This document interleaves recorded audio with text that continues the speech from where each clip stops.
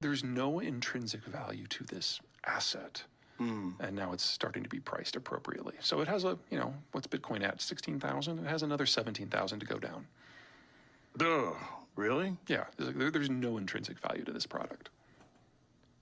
And do you think that people have just inherently lost faith in the idea behind crypto because of FTX? Well, it became an ideology, and whenever you invest based on an ideology, you're going to make some decisions that are a little divorced from math. And what do you mean by ideology? Well, the people who really like crypto are convinced that it's the currency of the future and that a decentralized ledger is the way to go, and that anything that is controlled by a government entity is by definition a negative, and if it's done by the private sector freely, it will be better. And that's just not how currency works.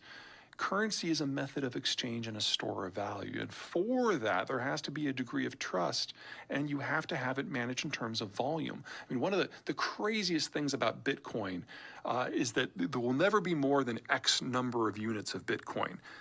Well, by default, that means it can't be used for trade, because the whole idea of economic activity is that there's expansion, which means you need more currency to lubricate and manage that expansion.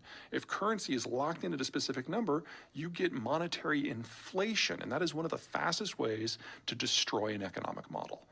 So because of the lack of Bitcoin, because there's a certain controlled number, the only thing that can happen is Bitcoin becomes more expensive. Right.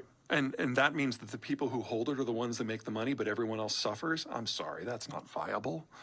The alternative is you have some private dude out there who generates the coins on a whim. How is that different from the monetary reserve or the monetary authorities that we have at the Federal Reserve, except for the point that there's no accountability?